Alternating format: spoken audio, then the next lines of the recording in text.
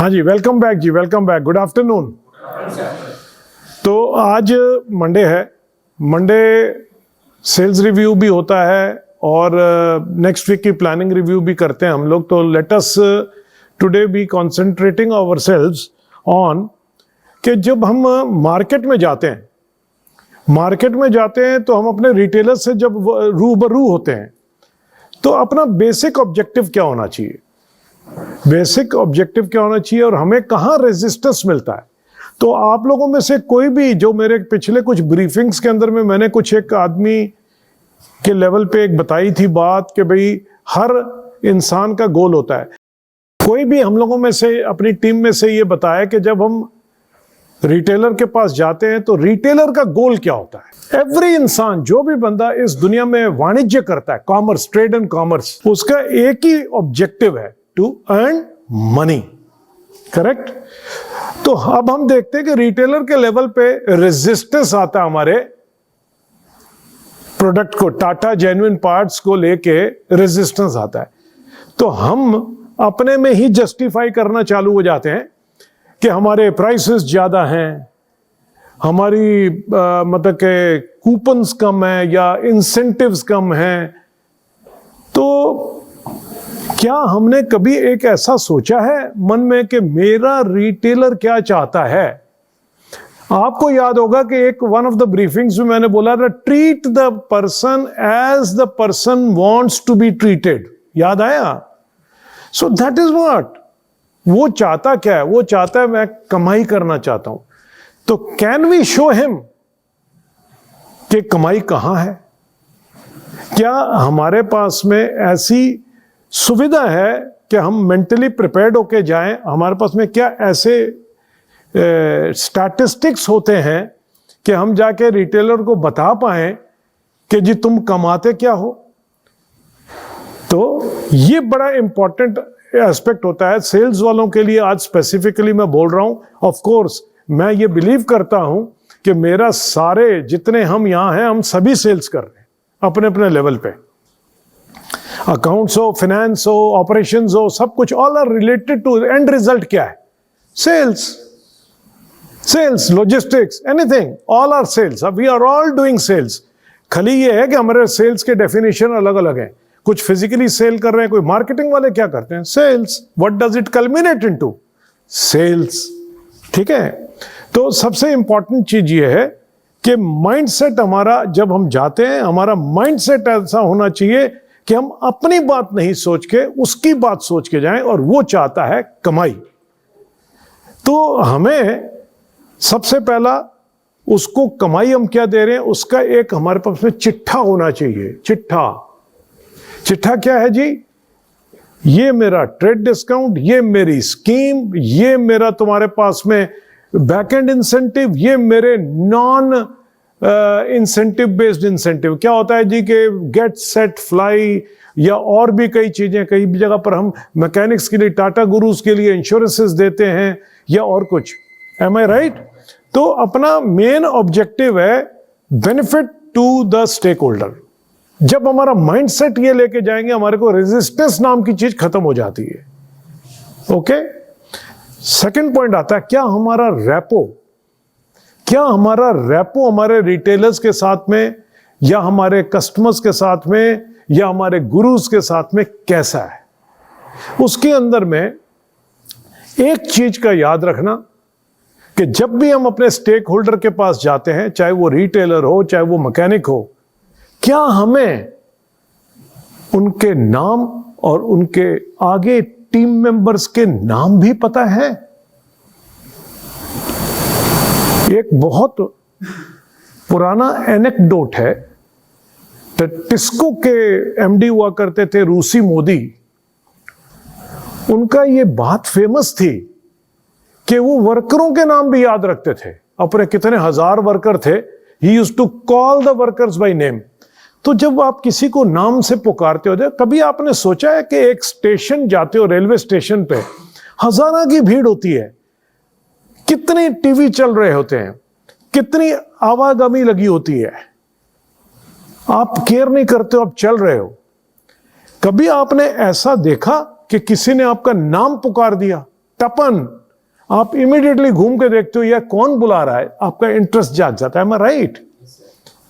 सो ये नाम जो है ना, बड़ा इंपॉर्टेंट एस्पेक्ट है एक रिलेशनशिप बिल्डअप करने के लिए। पहला पॉइंट याद रखना कि जब रिटेलर के पास जाते हो, आपको उसको बेनिफिट दिखाने के लिए उसके मतलब की चीज बतानी है, नॉट कि मैं बेचने आया हूं। डोंट टेल हिम कि मैं बेचने आया हूं, ठीक है?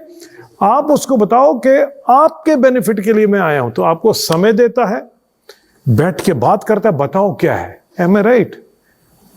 लेकिन आप बोलोगे मैं आया हूं, मेरा काम कर दो, बोले कल आ जाना भैया, मैं तुमको थोड़ा बिजी हूं अभी। करेक्ट?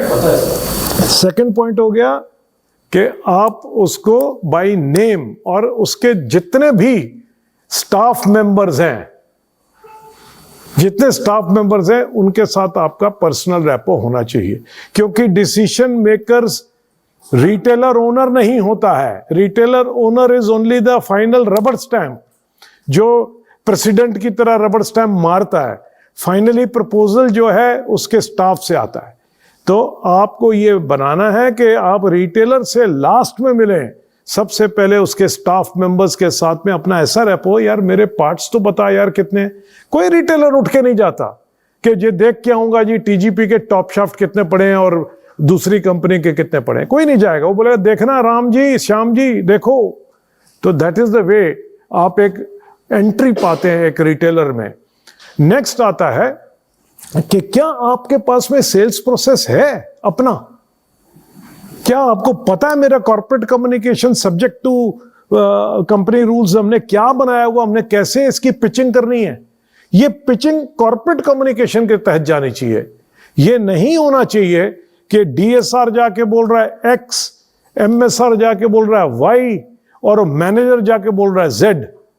हम तीनों की एक ही सिनर्जिकली एक ही कॉर्पोरेट लैंग्वेज होनी चाहिए अपने कस्टमर और अपने प्रोडक्ट के प्रति। ओके? नेक्स्ट आता है हाईएस्ट स्टैंडर्ड ऑफ नॉलेज। एक चीज हम लोग को ये जाननी है कि हम कंज्यूमर गुड्स नहीं बेच रहे जिसका हमारे कस्टमर को नॉलेज है, वो नहीं है। हम बेच रहे हैं इंजीनियरिंग गुड्स। इंजीनियरिंग गुड्स के अंदर में टेक्निकल स्पेसिफिकेशंस होती हैं। क्या हमने कभी ऐसा सोचा है कि हमारी टेक्निकल नॉलेज कितनी है?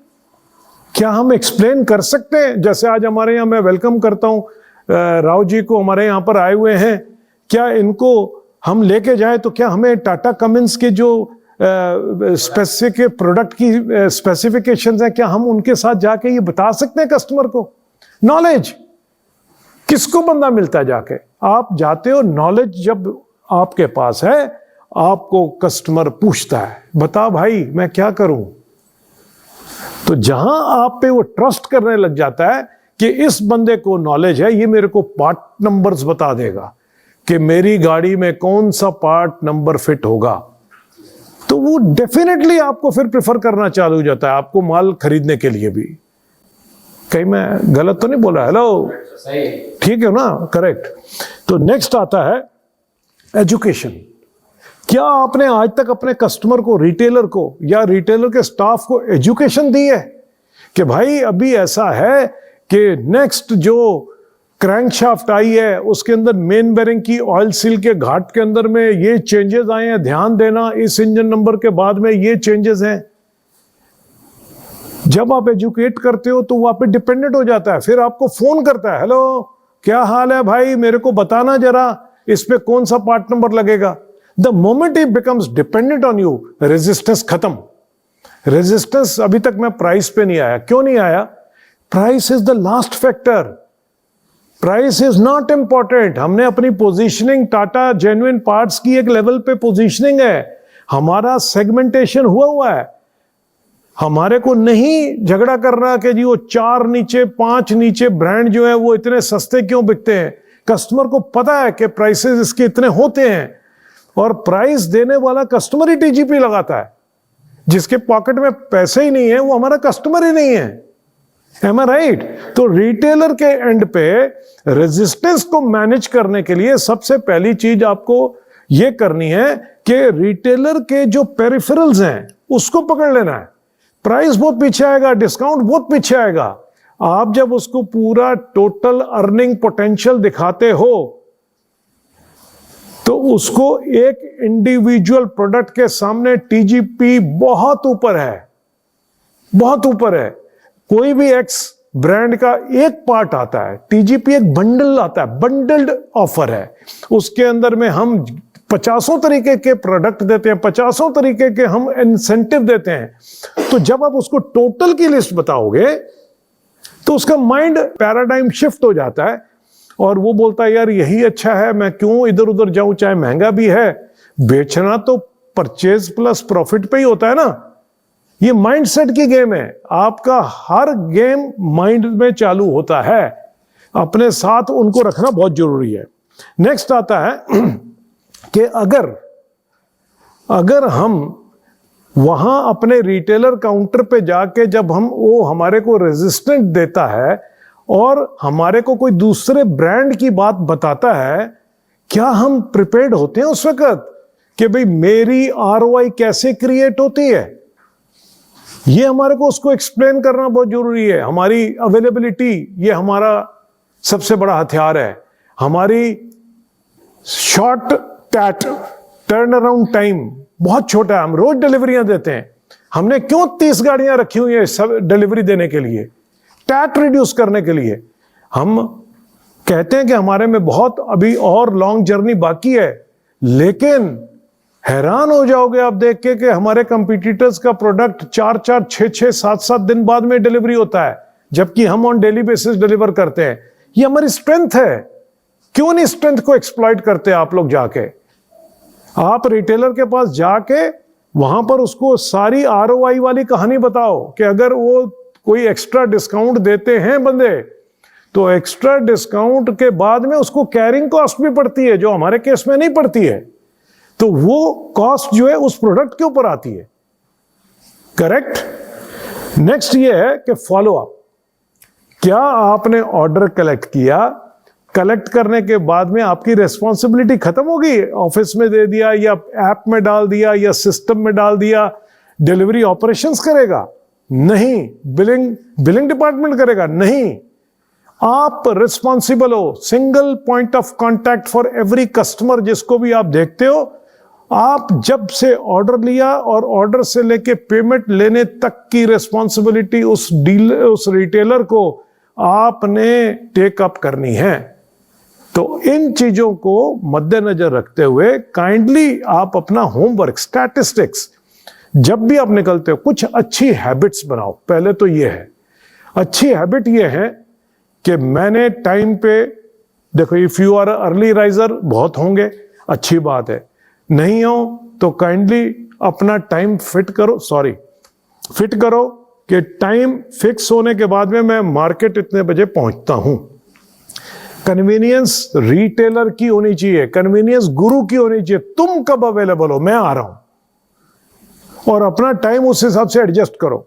नेक्स्ट, उसके बाद में आप उसको जाके अपने जितने भी बेनिफिट्स हैं उसको एक एक करके धीरज से समझाना है। टचिंग एंड कमिंग वाला काम नहीं है कि मैंने अटेंडेंस लगा दी। There is no question of attendance. Attendance तो सारे बंदे लगा सकते हैं, 50 आदमी लगा देंगे, लेकिन आपने अपना डे प्लान करना है। और डे प्लान करने के साथ साथ आपको एक्टिविटी भी प्लान करनी है, आपको टारगेट पार्ट्स भी प्लान करने के, आज मैं किसको अगर किस प्रोडक्ट को प्रमोट करने वाला हूं, तो please make it a schedule. अपना कैलेंडर टाइप बना के आप अपना मार्केट जाया करें और आपको 100% सक्सेस मिलेगी। हम सारे एक साथ होके कोऑर्डिनेटेड एफर्ट अगर आएगा, सेल्स, ऑपरेशन, मार्केटिंग, सारों का, तो अपन को कोई रोक नहीं सकता। इससे अच्छा हमारे पास में कोई विकल्प नहीं है कि जी हम अपने कस्टमर को नजरअंदाज करें। Thank you very much for today. Thank you very much. Thank you.